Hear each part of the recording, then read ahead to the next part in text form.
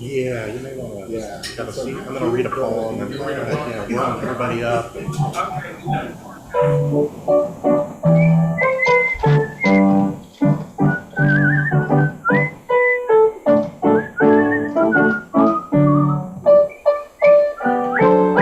evening, everybody.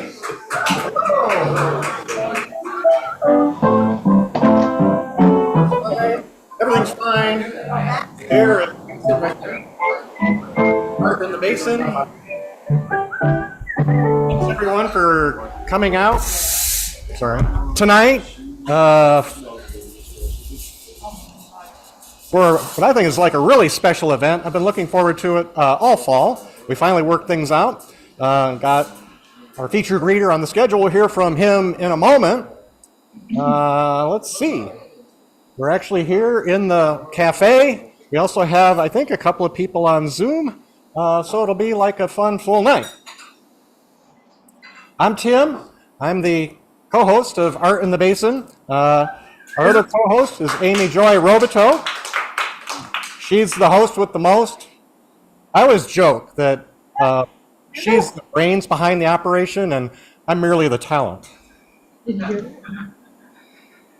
Some of you have heard that before, but I apologize, but it's such a good joke, I have to repeat it. Anyway, thanks again for coming out. Thank you, as always, to Monomore Coffee and Wine here at 238th Street and Broadway in the Bronx, New York. Let's get started. Figure out what to do with everything here. We always kind of improvise things as far as the setup. Sometimes we're here, sometimes we're here. Green room's over there. I always try to start with a poem, kind of get everything warmed up here. As everyone knows, and maybe you're dreading it, maybe not, maybe you love winter, but winter is about to start in a couple of days, I guess. So if you're looking forward to that, great. If you're not like me, well, sorry. Spring will be here before you know it. I often read a poem from this app that I really love. It's called Poem Hunter. It's also a website, poemhunter.com. They have literally thousands and thousands of poems on every possible subject you could think of. Poets that are famous and not so famous. Here's a poem from a famous poet. It's a winter-themed poem, so here goes. It's by Kenneth Patchen. The snow is deep on the ground. The snow is deep on the ground. Always the light falls softly down on the hair of my beloved. This is a good world. The war has failed. God shall not forget us. Who made the snow waits where love is. Only a few go mad. The sky moves in its whiteness like the withered hand of an old king. God shall not forget us. Who made the sky knows of our love. The snow is beautiful on the ground, and always the lights of heaven glow, softly down on the hair of my beloved. Right, Kenneth Patchen, everybody. Great poet. War, I don't know, has or has not failed. I'm not quite sure which. Anyway, I think he was maybe talking about the Vietnam War. I think this poem is maybe fairly old. Oh, no, it says copyright 1943. Might be talking about World War II. Wowee. Anyway, Kenneth Patchen, everybody. So let's get rolling with our show tonight. We have an open mic after our featured reader, so stick around for that. And I have to find our bio here. I had it. Here we go. Here we go. Anyway, again, special reader tonight. Really glad to have him. A Riverdale resident, Perry Brass is a pillar of queer literature and LGBT self-help.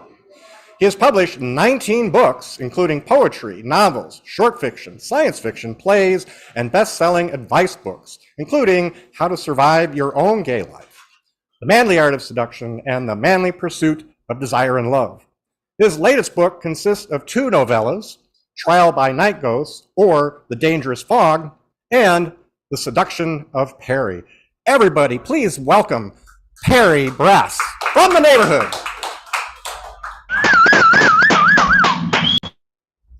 Well, thank you all. This is really very sweet, and I really want to thank Amy Joy for inviting me and Tim Brown for facilitating this. I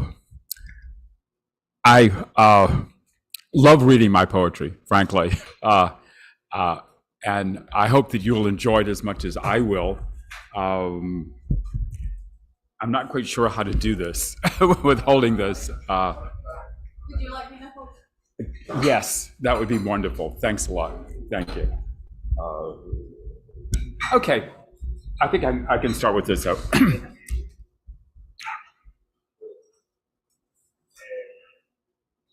I will ask Mike Pence to kiss me. I know it. I know it. That face blank as the moon excites me, makes me feel all hard inside. He is such an Eagle Scout, such a serious contender for the face of crime control. He looks so grave, so sober, like Daddy is an undertaker, that somebody needs to juice him up, lighten his loafers, make him glow, make him show a little pulse, make him show he's got jism at his fingertips. So I will volunteer my time just to get Mike off his pedestal, that one eons lower than his former boss, the one whitewashed in Indiana, the one presented to him by the American Legion, the Kiwanis Club, the Rotarians, and the KFC, the one he's glued to by alien tape. Okay, I will unglue him. Undo him, perhaps. Just you wait, Mike. Just you wait. Kiss me.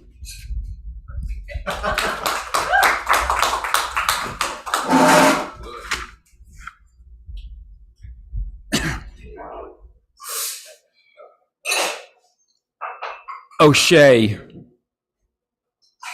you were killed bare-chested at a gas station in Brooklyn by a kid who didn't like tall black men dancing at night, with the lights stark and cutting around them, making deadly halos out of the silence surrounding Beyonce's songs that blasted through time, that stopped and confronted an anger that had nothing to do with your dance. But with you, tall and beautiful, articulate of body, wise of eye, soft of mouth, long fingers, wide shoulders, black chest. And there you were with the kid shooting you on his phone, and you stepped up into that void of hot summertime while others watched until you fell, stuck, bleeding. And your friend Otis held you and pressed the blood with his hand until the ambulance arrived.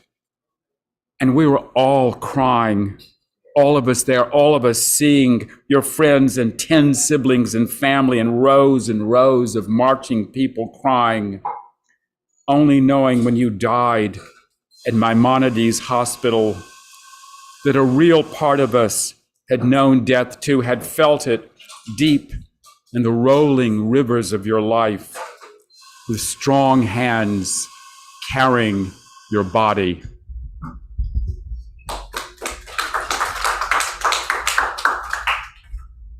I often send out poems at Christmas, and the first two that I've read were part of the poems that I sent out this year.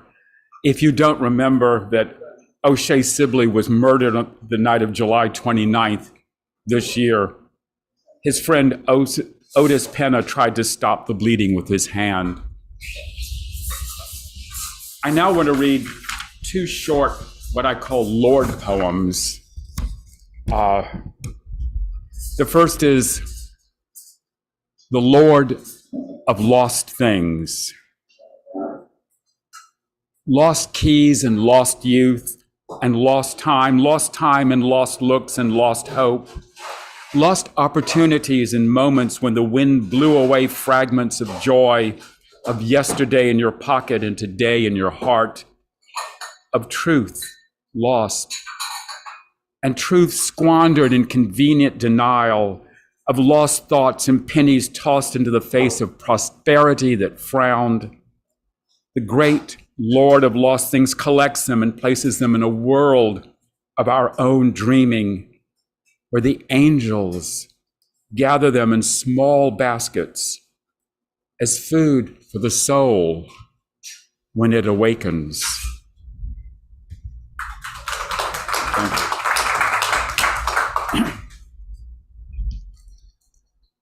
The Lord of the lonely. How I will give myself to you, how I will offer you true, lingering solace, the immeasurable kingdom, the short balm of hope, and the long balm of decent love, of the great world viewed as good and not bad, of the idea of yourself as good, as God, as love waiting, as love offered, as love found at the end of your journey, aside from the normal business, aside from the 9 to 5, aside from every formality except for honor, naked, splendid, giving you the promise you want.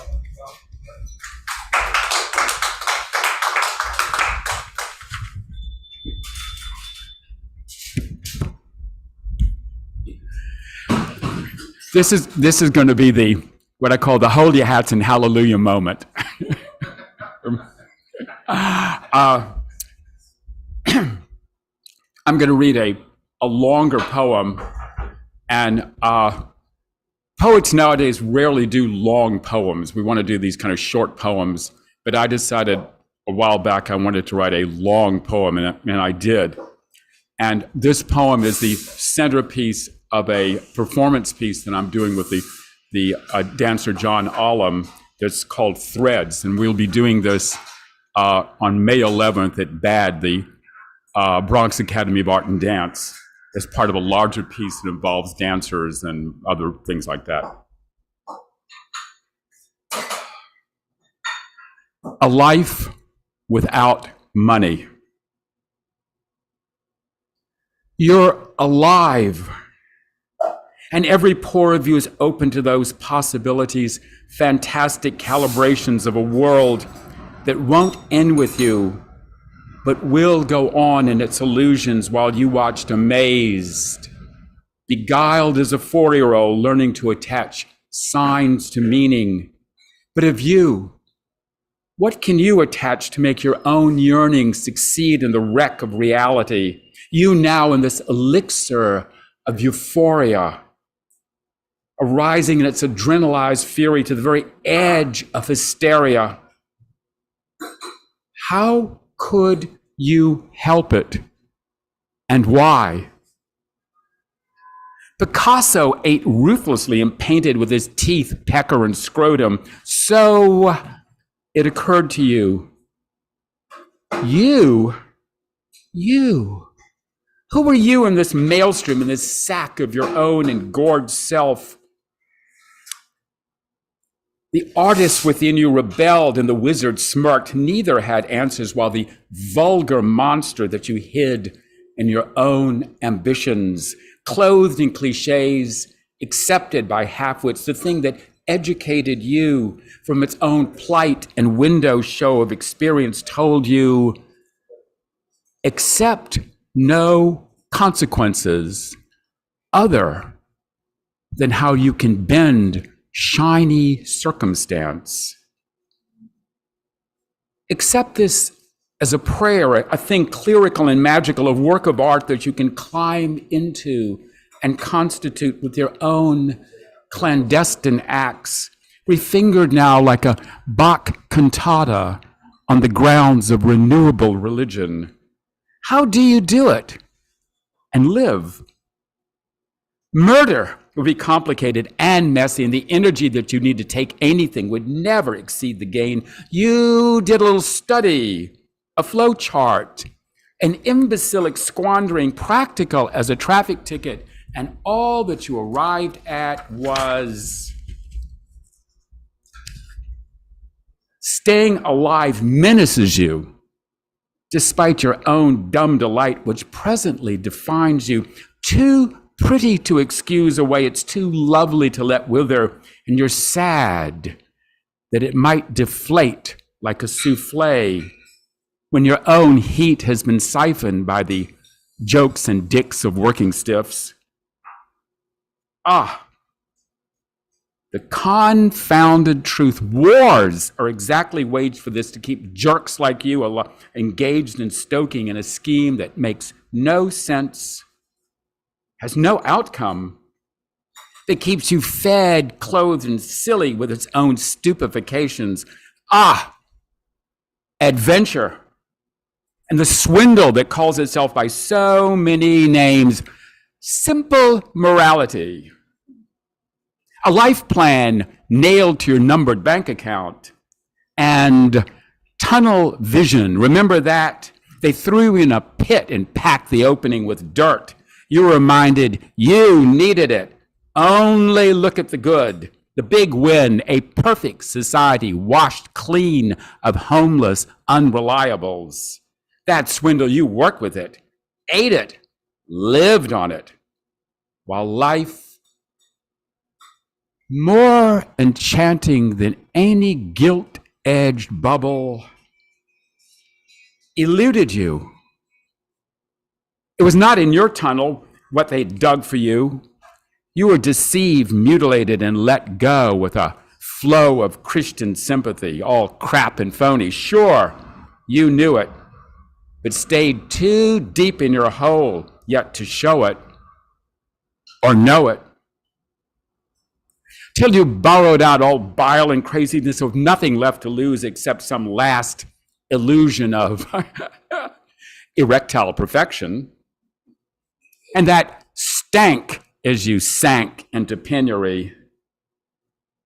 But a distant light straight from the a-hole of darkness faced you. It blinked neon pink and white. Starvation, like a tapeworm, would eat you unless you learned to lie with the best of them, reclining among the liars, groping to snip their own grapes. The twits at work who on occasion only claim their own traces in the John, flushing down daily with the shit their own starry selves. You know them, right? The self they dodged at night, winking back at them from their own dark dreams. Flush, gone.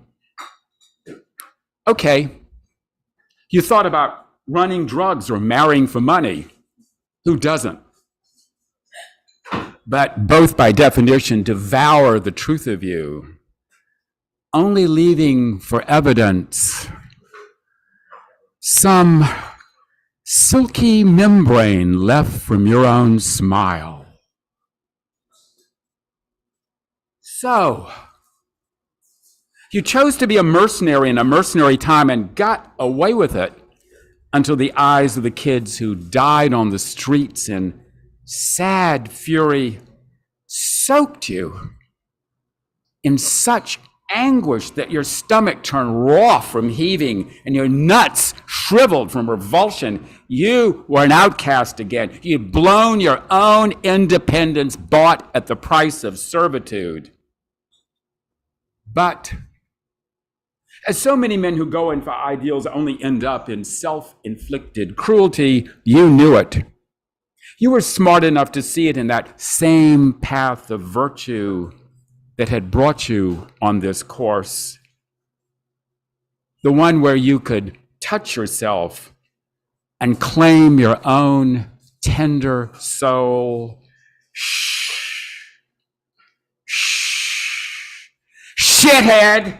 You'd put to sword your own hunger, then fed it with monstrosities, but any decent developer has a better story. Count on that. So you were left with piddling alternatives. Drop out in a commune. Make tofu ice cream for tourists in Kansas. Become a Jesus dope or a monk bled by his own perversions of sensuality, pain, deprivation, prayer. You knew it. You could do it if you had to preserve that little piece of yourself you'd allow no one else to buy. Lucky you. You believed in authenticity before it got offered on the shopping network or those girly yoga catalogs sent out weekly from marketers in Reno. You had it. You could see it. This little face of yours with the bird wings attached and the eyes, blue as oranges, blue as honey from the deepest ocean. And you didn't want it to leave you. No matter what the cost or penalty, you would have to lie to the liars and out-priest the priests. You'd have to be ruthless to drop defenses like trow, if only to yourself. How lonely it was. Rotten is that delicious narcissism of responsibility choking you, stuffing itself with your own marrow and shitting out your daily sorrow. Finally, you decided, trippy, giddy, renewed by your own charm, to join the happy throngs, witless as they were, but enjoying their own business. Gleeful as the Bronx fans after a shutout Yankees game. Wherever there is religion and the daily seeking of oblivion, you went for it. You tilted yourself upside down to do it, burrowing deep into your own weakness. It was so safe. Sleep without death. Just do it. A degree of Christian charity like a cigarette before a firing squad or a loan against a gambling debt. So, you will not drown. You went on like this, a blind traveler speaking only to the blind. You decided to renounce money, become ascetic, live on the beach like a bleached surfer dude. You parked cars, cleaned houses, stole lawn stuff from the rich and tithed to the poor, to gutter guys who knew a lot, but not at all. You studied God and saw nothing good in it except the same blind alleys. But one day, on the beach, I got enlightened as a storm came in, swelling the air until it broke upon me like a fever, pouring rain as beneficence upon my skin. I smiled. Life is short. We're blessed with it, but most are too poor to know this. They run after everything, including the fatalities of destiny. They are bereft of love and bankrupt of all human richness. They spend zillions on the blind pursuits of art instead of the living pursuits of experience, of seeing and being. Love was as merciless as hate, but more pleasant to curl within its clutches. This I learned. This was a life without money.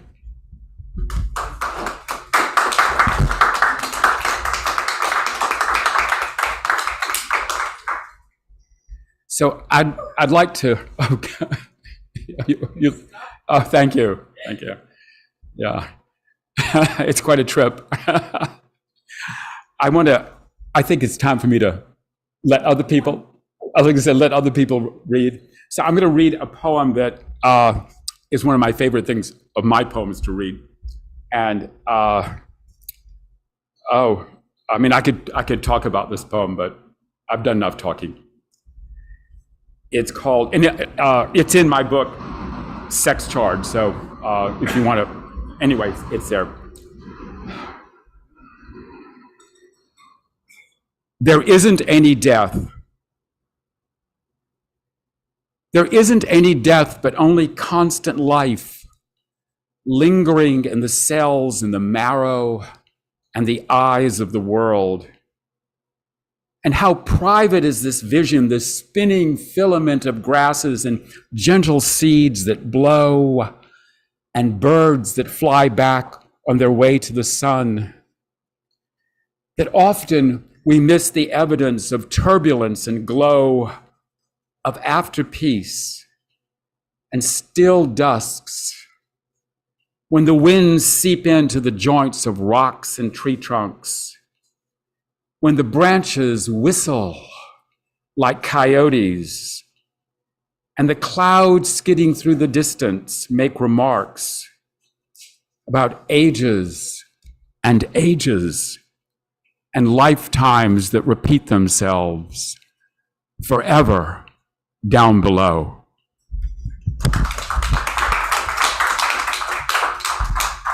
Oh, I was going to say also, I did bring some of my books, so, and I can sell. It's okay if I sell them? Absolutely. They're dirt cheap, and I'm dirt cheap, but not that cheap. Anyway, and I'll be happy to sign books. So.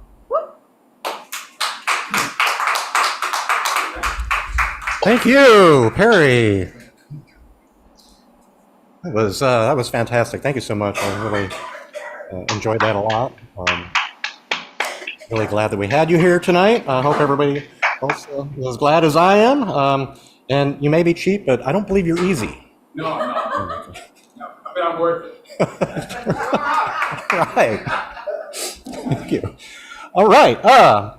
Just wanted to let everybody know that Perry appeared tonight, courtesy of Poets and Writers and NYC Cultural Arts. They've been great supporters of art in the Basin in the past few years, underwriting a lot of our readers, as well as workshops. And let me just kind of, segue into that.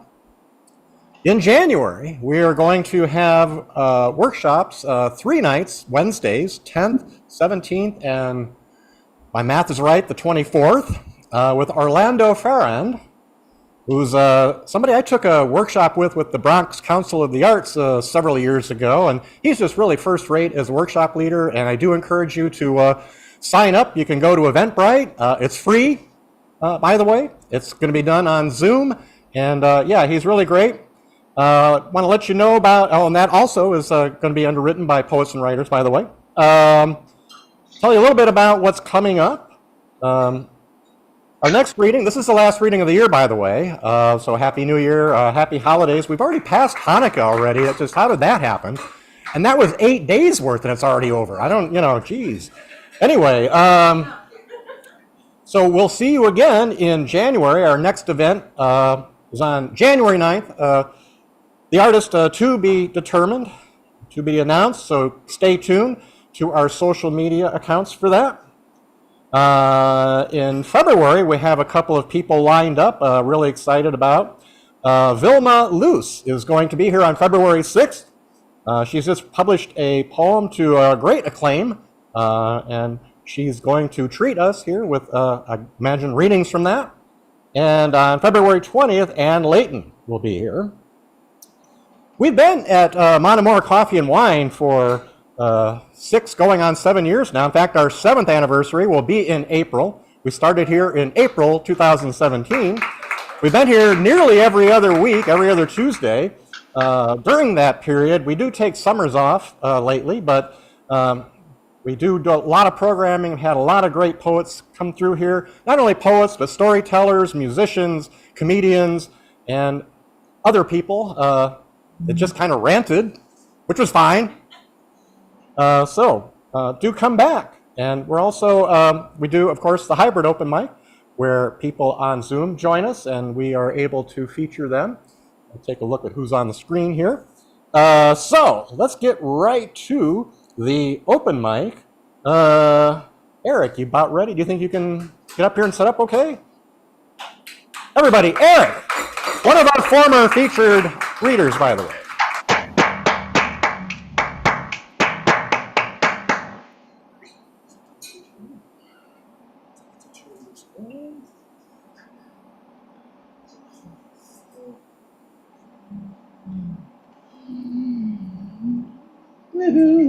It's 34 out. It had a bite to it though. Ay, ay, ay, ay. Yeah, okay. It's You have to put it back. Here. You should look this way, that way. Oh, no, you're in a room full of people. Who are you gonna look at? Try to cup her.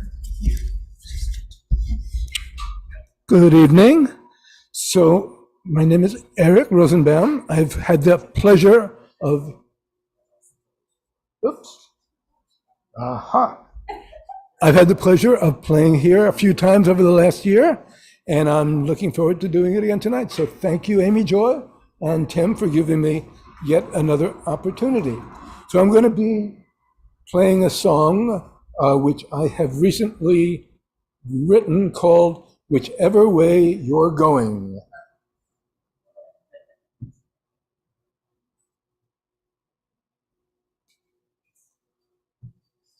Uh-oh.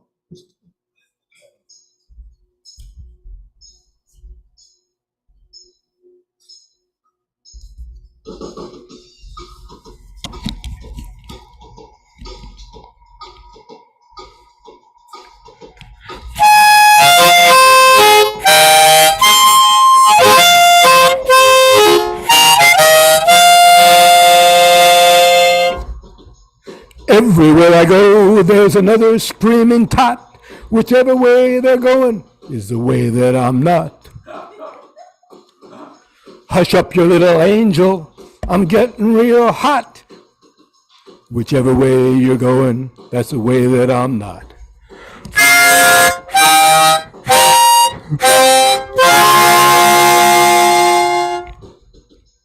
I need peace and quiet.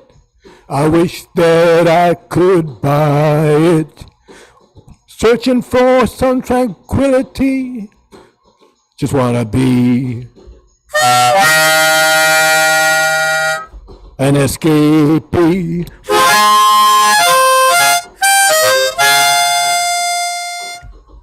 I'm wishing that your temper wasn't so hot. Whichever way you're going, that's the way that I'm not. Your voice is even louder than a pistol shot. Whichever way you're going, that's the way that I'm not.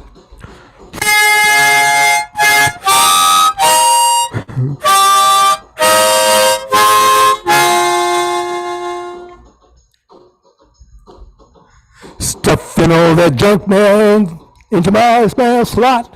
Whichever way they're going, that's the way that I'm not. Give us all your money or the whole world will stop. Whichever way they're going, that's the way that I'm not.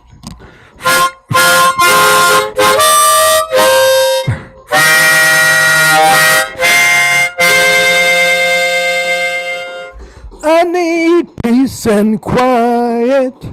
I wish that I could buy it. Searching for some privacy. I just want to be an escapee.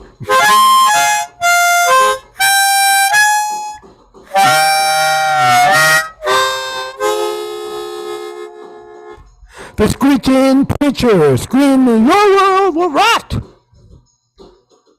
Whichever way he's going is the way that I'm not. All his bitter angels are cavorting on his yacht. Whichever way he's going, that's the way that I'm not.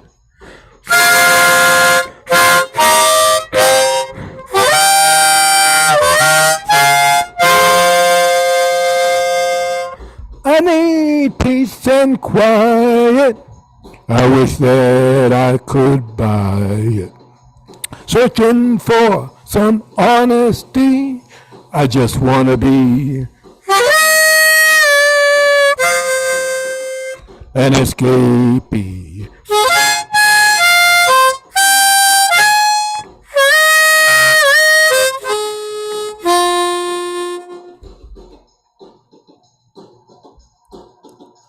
Sending thoughts and prayers for each kid who's been shot. Whichever way they're going, that's the way that I'm not. Their guns are more beloved than their moms and their pops. Whichever way they're going, that's the way that I'm not.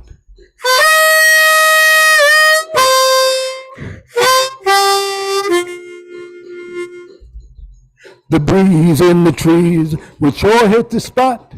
Whichever way I'm going, whichever way I'm going, whichever way I'm going. That's the way that they're not.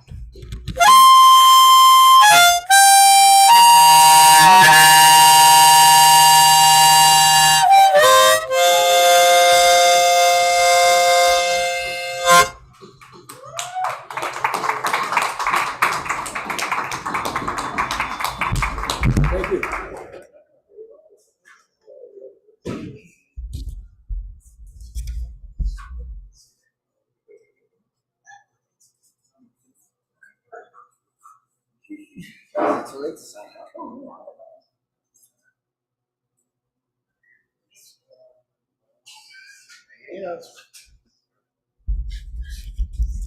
Thank you, Eric. Like I mentioned, we do poetry, stories, fiction, music, and Eric kind of combines all three of those: fiction, poetry, and music. We've seen him do different things like that here. So, multi-talented Renaissance man.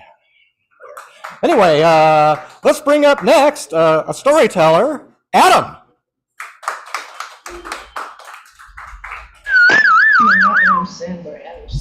Right here. Right there.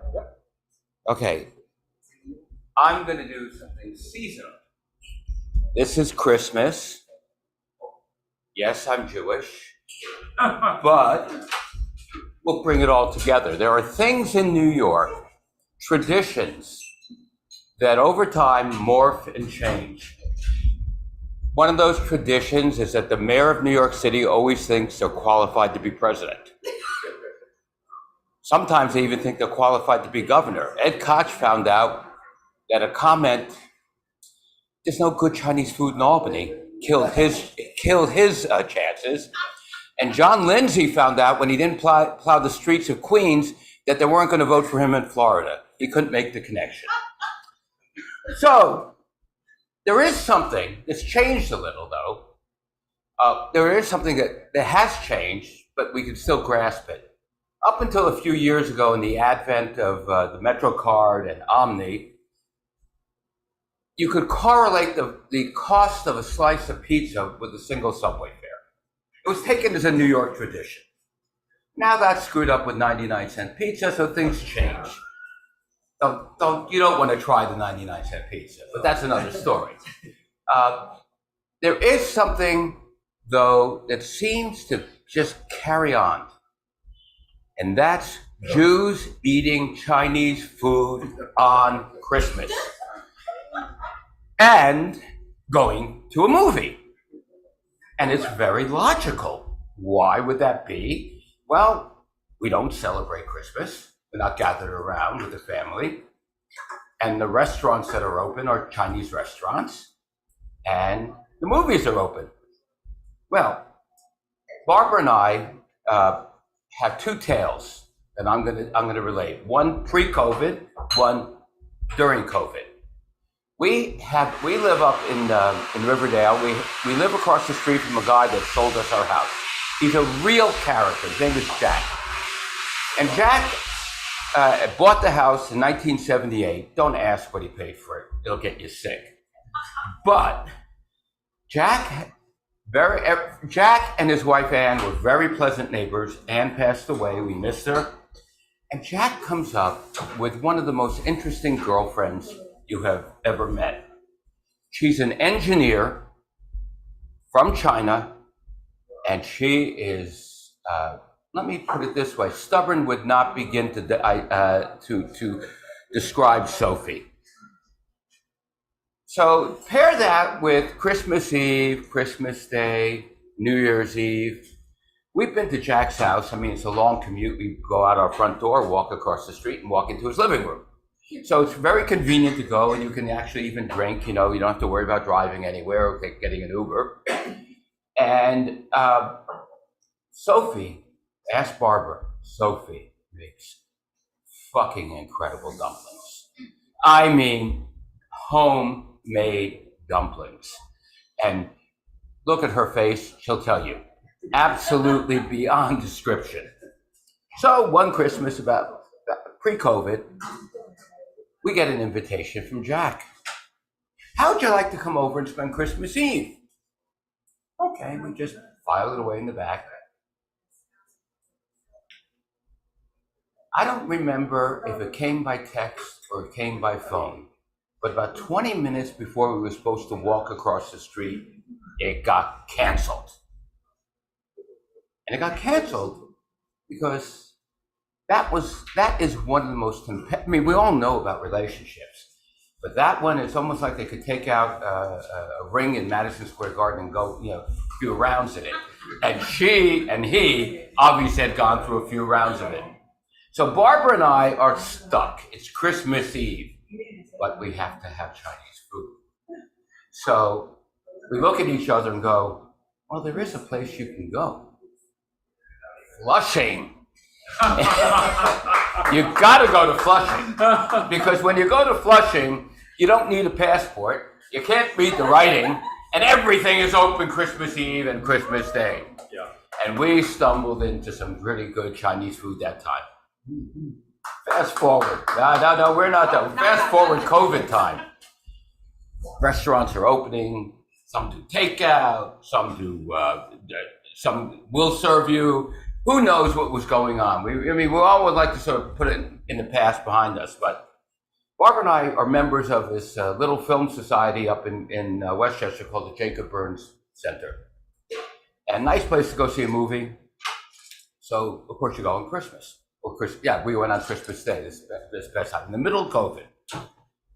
Put the mask on, enjoyed the movie, I forget what movie it was, and we Googled, there's gotta be Chinese restaurants open in Westchester, right? Because it's the Jewish thing to do. We get to a place, somewhere up there, not like around White Plains, Elmsford, it's all pretty much the same, it's Westchester, it's the suburbs. We walk in. Oh, wow, it's lit up. There's cars in the parking lot. Whoa, we may have just fell into shit. No, we walk in. I don't remember whether they were serving food inside or the wait was for takeaway. 2 hours. Oh, we turned. I don't remember which one it was, sweetheart, but I turned to Barbara and I said, hold this a second. I'm not waiting 2 hours for anybody. Now, for Chinese food on Christmas, I used to go to business in Atlanta. There'd be a 3-hour wait for any ordinary restaurant after 6 o'clock at night. Send me to McDonald's. So in this case, I turned to Barbara. I said, I got a plan. What's the plan? We're only 45 minutes from Flushing! And then we go to Flushing. I said, I'm not sitting around for 2 hours. We found Chinese food for Christmas. All right, thank you, Adam. Always humorous in a slice of life and a 99-cent slice of pizza. Well, that's a thing of the past. I think, didn't I see the average is something like $3.50 or something now? It's... There are certain places in the city that have it, and I think they're up to like Oh, wow, okay. Wow. Is it styrofoam or? Right. Okay. Well. Great. Well, thank you, Adam. Barbara, do you want to do something tonight? Okay. All right, Barbara. That's Barbara. The better half or other half or whatever of.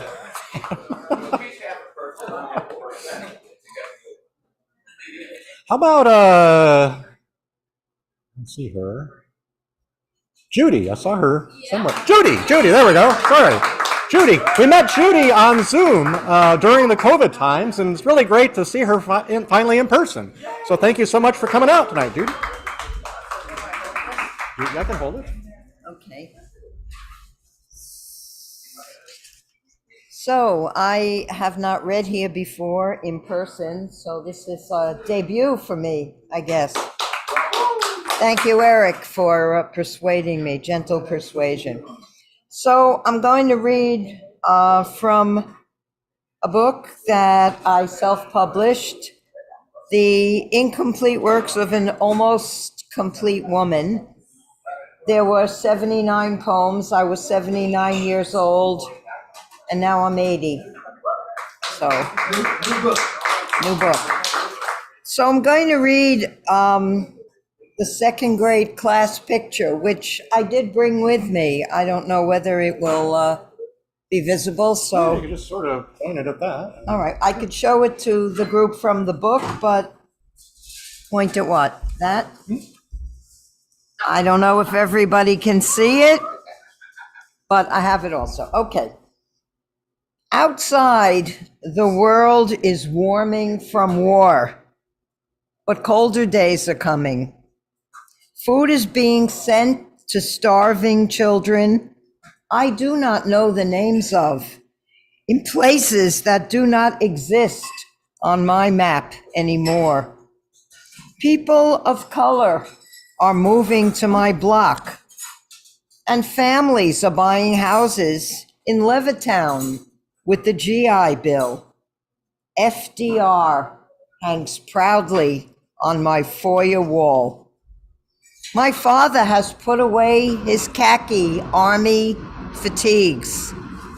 The second grade is having its picture taken.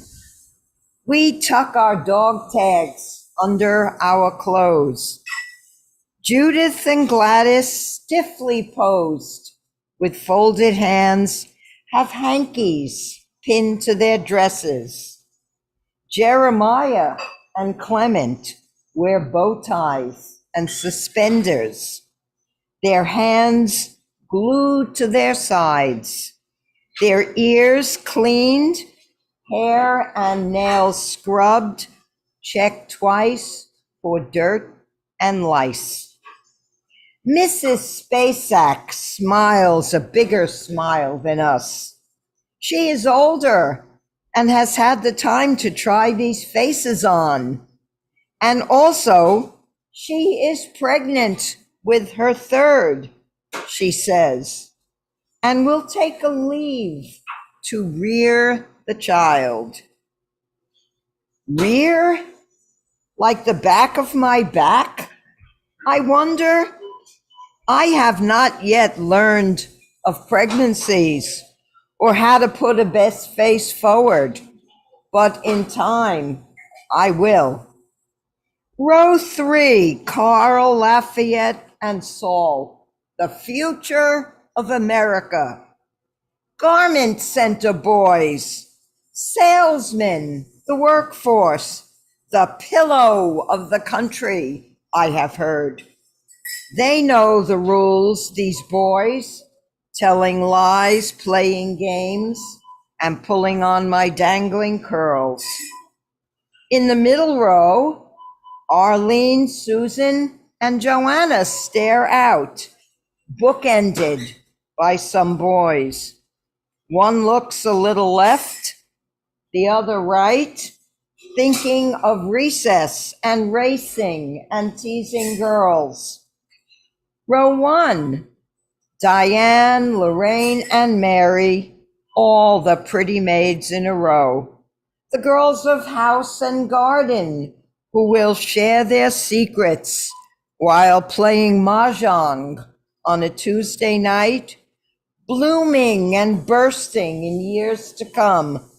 But for now, content to cut out paper dolls and dress them. Soon we all are giggling in our hands.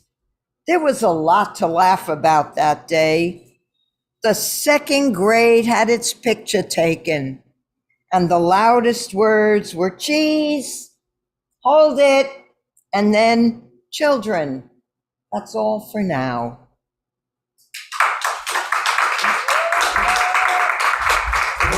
Yeah, that's great. Great, Yeah, thank you. thank you, Judy. Coming up, you're up here from Manhattan, is that correct? No, Riverdale.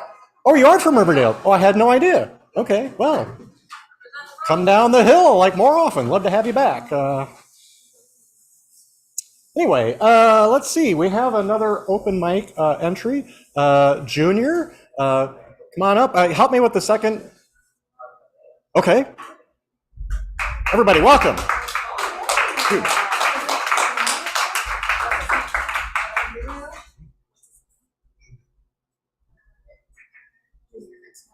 Oh, excellent.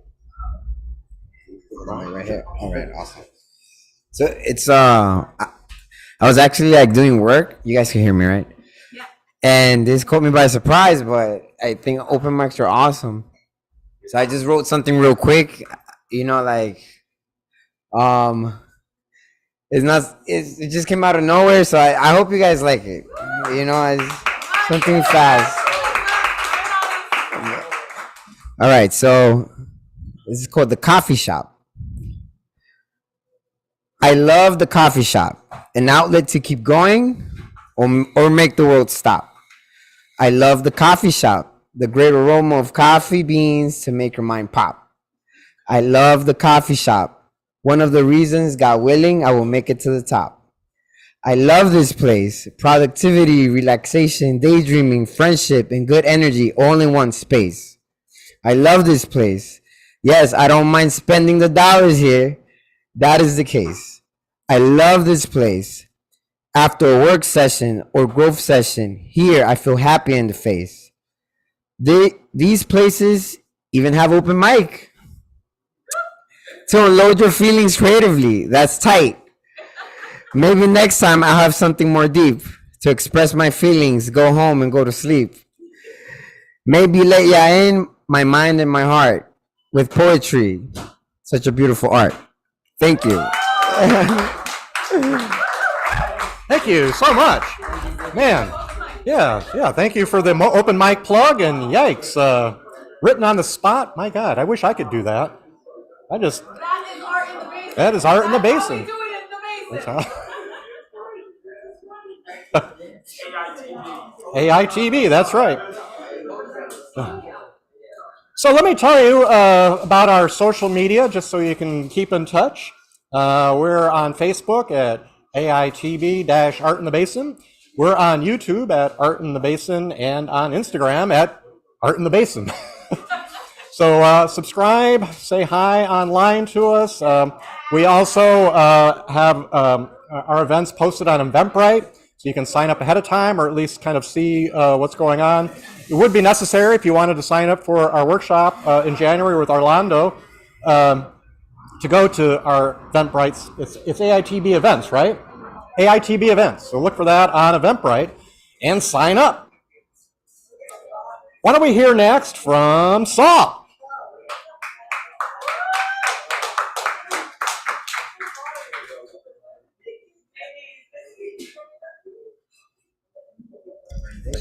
Thank you. Hi, everybody. So I'm not a poet. I leave that to my wife. This is a story I once thought I might tell at the Moth. That didn't happen, so I'm going to try it here. It was quite a while ago.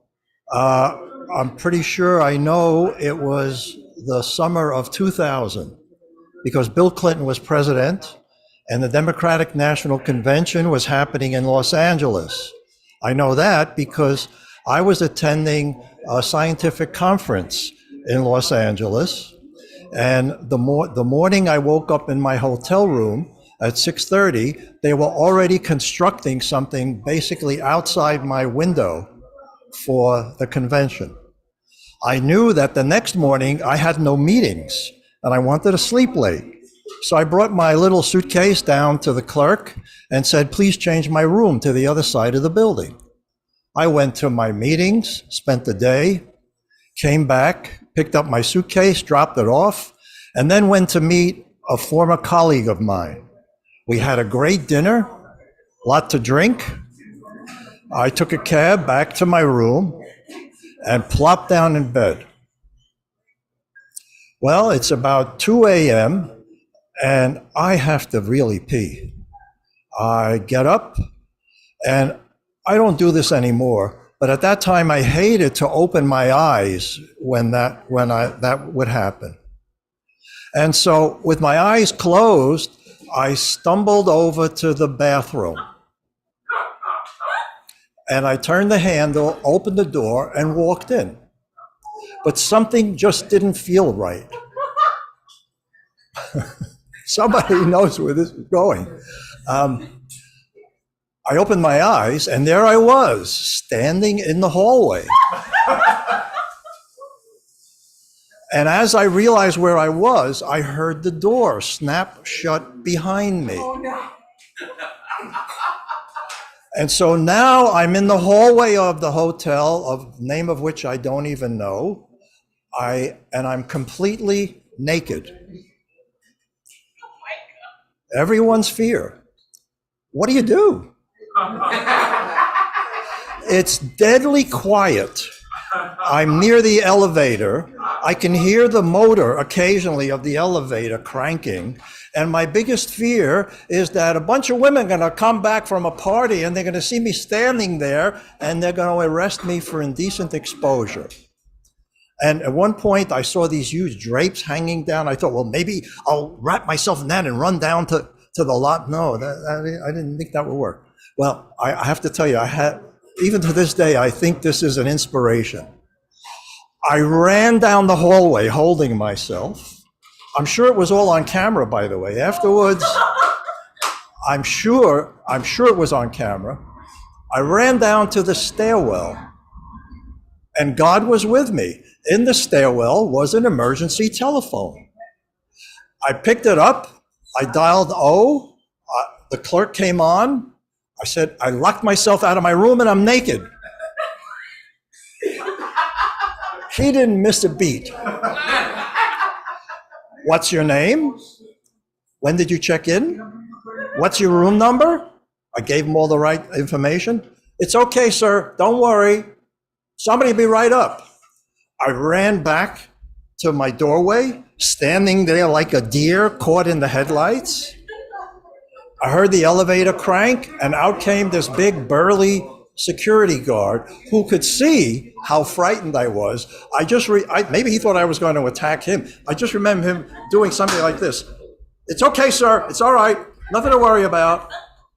And he opened the door. I whisked in, and that was it. And in the morning when I got up, I looked at the two doors, and the handle for the bathroom door was the same handle as the one for the room door. But I don't sleep with my eyes. I don't pee with my eyes closed anymore.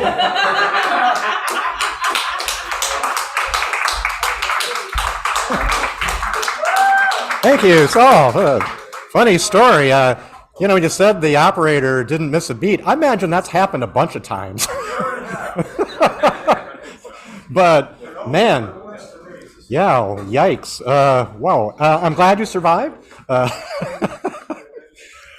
Let's see. Yes. Yeah. You want to come up and do okay, come on up. You have to introduce yourself. What's your name? You're whom? My name is Mark Sullivan. Yeah. Does this work? I'm a friend of Perry, his partner Hugh, and I had brought a holiday card to give to Perry, but I think it might be appropriate. I hope so. And this is not something I wrote, but I found on the internet. Ignore the Puritans who say it's too early. We revel in the Roman Brumalia Solstice Festival, honoring Saturn Kronos and Ceres Demeter. 4 weeks of revelry, which began November 24th and end December 24th, ushering in the Saturnalia and the, quote, waxing of the light, unquote. The festival included nighttime feasting and merriment. During this time, oracles were taken for the coming year. Romans would greet each other with the words of blessing at night, vives annos, live for years. The festival was celebrated as late as the 6th century until Emperor Justinian's repression of paganism. That was by a fellow named Antoninus Subia. In my own little words, Mother Earth sighs and cries as we, her human children, continue to fight and cause harm to ourselves and to our other children. The countless plants and animals that with us make up the one body. We long and work for a world that honors peace, liberty, equity, diversity, and earth sharing. Thank you.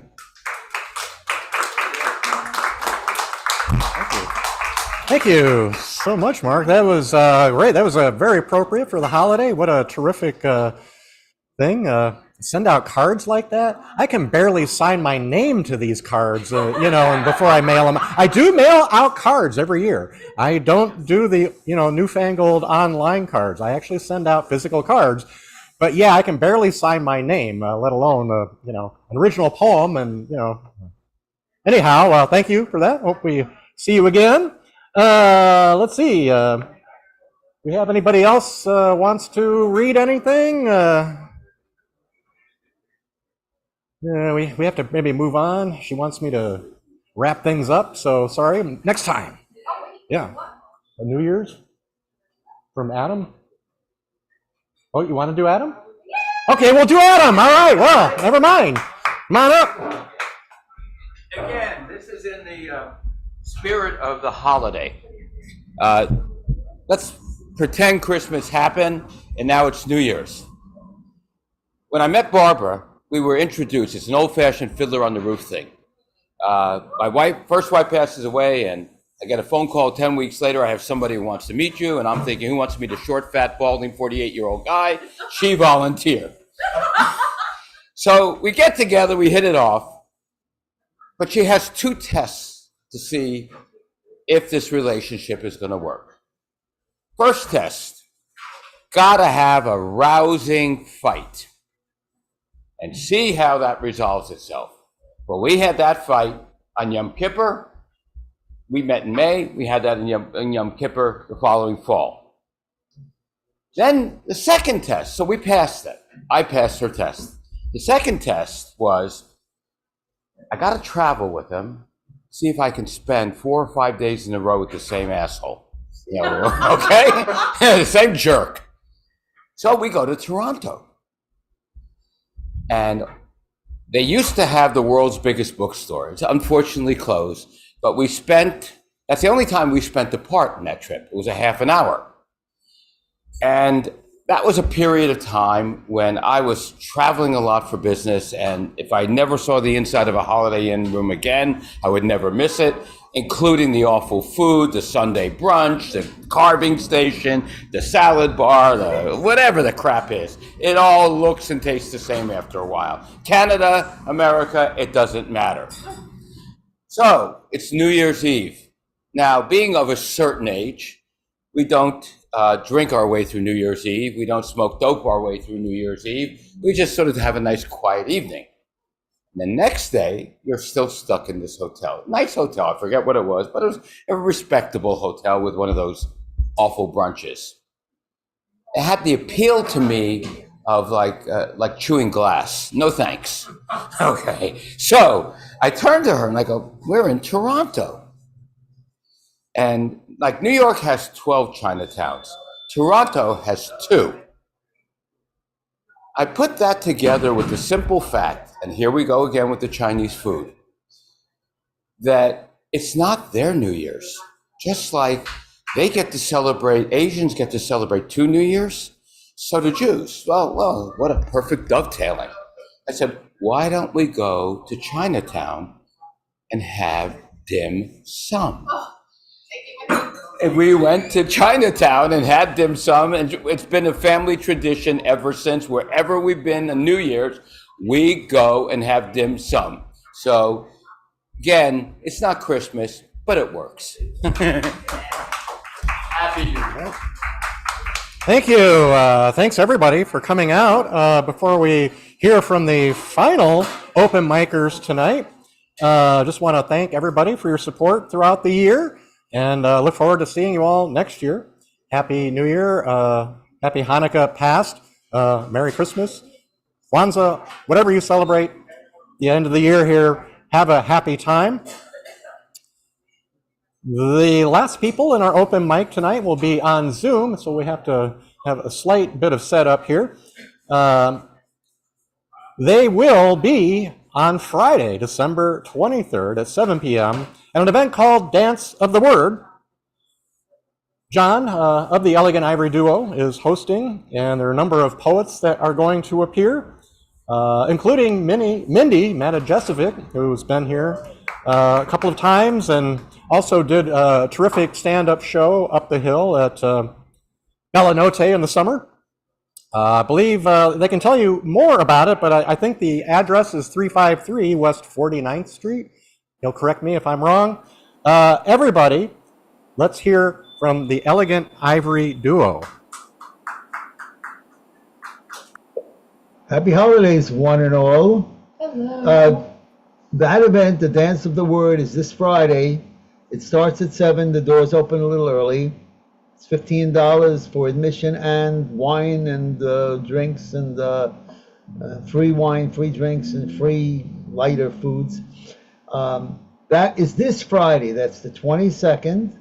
It's at Studio 353, which is at 353 West 48th Street, Manhattan. And it includes belly dancing, really professional belly dancing.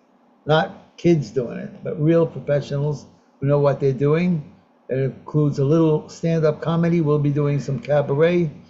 So we hope to see you there. It runs a couple of hours.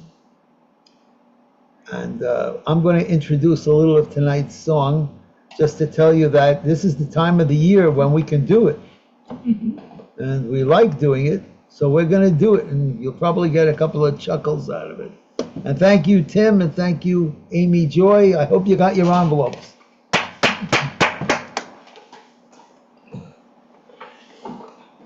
Hang on one sec. Oh, great glasses. Hang on one sec. We're still trying to set up here. Okay. Eric is kindly going to share his speaker. Okay.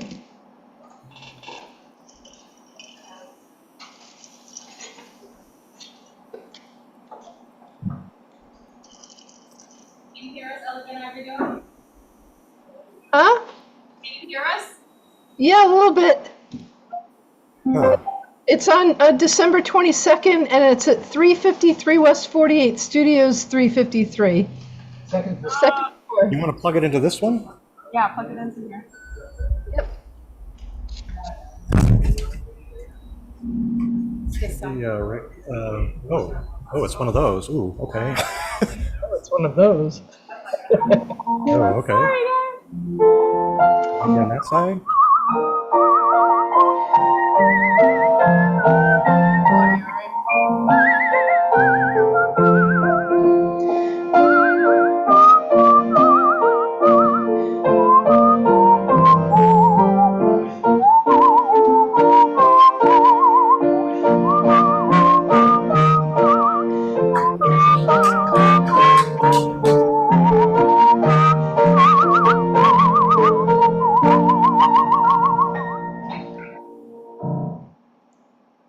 Are we set up yet? I don't know. Hello? Hello? When you guys are ready, give us the thumbs up. If that's all right.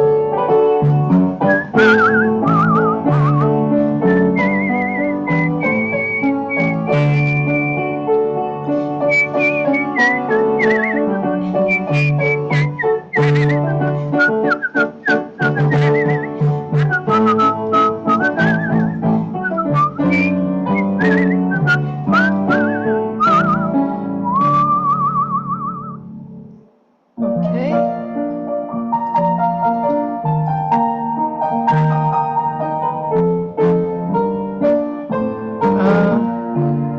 Yeah, just remember to give us a thumbs up when we're ready. When you guys are ready. Yeah. Oh, we're ready? Okay, we're ready. Well, parents in interfaith marriages sometimes make unique decisions, and their kids can even benefit from these decisions. Feel free to sing along with the chorus.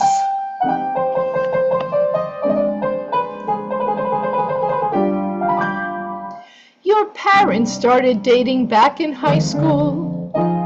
Some thought it strange, but some thought it was cool. You see, your dad had been bar mitzvahed close to Hanukkah, and your mom had been confirmed real close to Yule. Years later, the in-laws offered thoughts on what to name you. You cringed inside that womb and arrived late. You finally took your first breath during Hanukkah, which overlapped that year with Christmas Day. So do you know what your parents did? They named you Santa Clauskowitz. You were half Christian and half Jewish.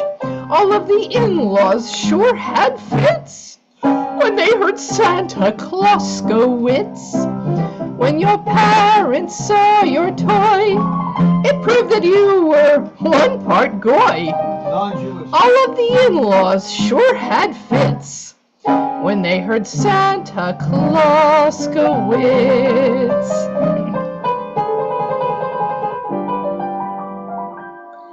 Your folks set up a multi-purpose workshop where they made nice gifts from kits the discount way. Your kitchen smoked from ham and greasy latkes. You'd spin that dreidel while eating lots of trafe. Your dad placed yarmulkes on plastic reindeer.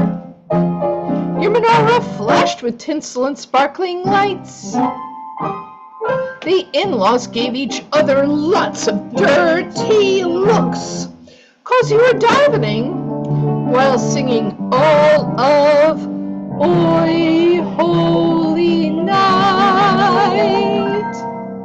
They named you Santa Clauskowitz.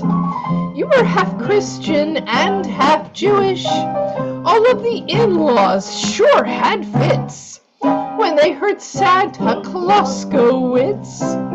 When your parents saw your toy, it proved that you were one part goy. All of the in-laws sure had fits when they heard Santa Clauskowitz.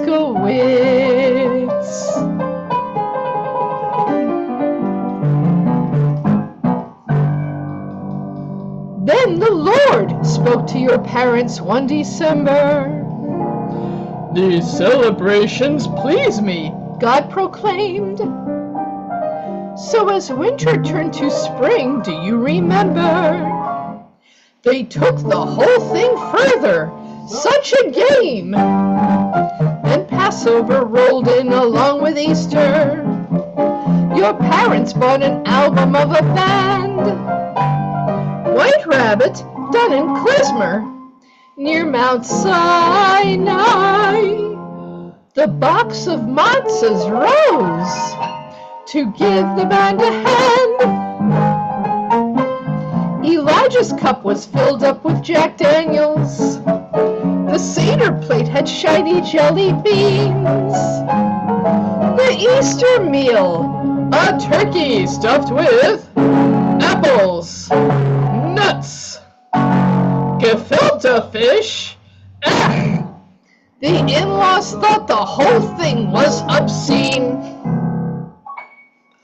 They named you Santa Clauskowitz. You were half Christian and half Jewish. All of the in-laws sure had fits when they heard Santa Clauskowitz. When your parents saw your toy, it proved that you were one part goy.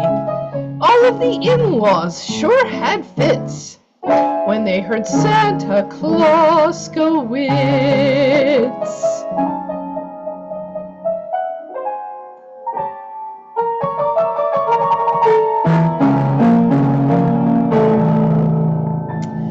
Many years have passed. Now everyone is so proud. You did real well. You proved you were no fool. Your Jewish side all claimed it was from giving chai, charity. while the Christians claimed you went to church and shul. Your parents still do Christmas over 8 days, exchanging gifts on each of the 8 nights. Atop their Christmas tree, a Star of David. There are 3 wise men, your dad and you, and the goddess way up high. That goddess is your mom, of course. They named you Santa Clauskowitz. You're half Christian and half Jewish. All of the in-laws sure had fits when they heard Santa Clauskowitz. When your parents saw your toy, it proved that you were one part boy. All of the in-laws sure had fits when they heard Santa Clauskowitz. Your name is Santa Clauskowitz. You are half Christian and half Jewish. All of the in-laws sure had fits when they heard Santa Clauskowitz. When your parents saw your toy, it proved that you were one part boy. All of the in-laws sure had fits when they heard Santa Clauskowitz. And with your name, they've come to grips. Your name is Santa Clauskowitz. L'chaim, Amen.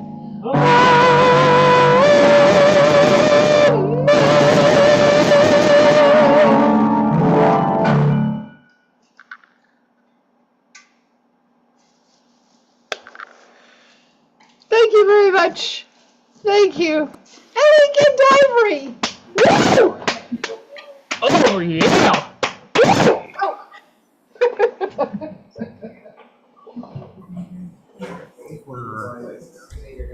Now I have to turn that on. Oop. Join audio. Whoop. Oh, okay. Oh, thank you. That's basically it, I guess, for the open mic tonight. One more round of applause for our featured reader, Mr. Perry Blass. Thank you again for coming out. He has books for sale, so please buy them all. Don't send him home full-handed. We end each AITB with on the same note, these words, let love lead. But before that, we want to hear from Perry, who will read Amy Joy's poem, Let Love Lead, and then we will do sort of the benediction once he's done. So please welcome back Perry. Okay. Lead love. Love at the helm, take me to an unseen realm. In it I'll dwell under sacred spell, waving until your gaze sets still. Love lead the way. Thank you. Thank you for reading that. That's Amy Joy's poem. We end on this note, as she said, each and every night. It's sort of a benediction, the way we kind of treat it, where, a recessional, everybody kind of leaves, and, they're in a good mood, and, So anyway, let's all say these words, lead, let, love, on 3 together. 1, 2, 3. Let love lead. All right, now, but as Amy Joy likes to say now, she kind of reverses things a little bit, lead, let love. So on 3, everybody say 1, 2, 3. Lead, let love. All right, that's right. Lead with love and let that love in and out. Thank you so much, everybody, for coming out. Thank you on Zoom, Elegant Ivory Duo, and we'll see you in the new year on January 9th. Thank you.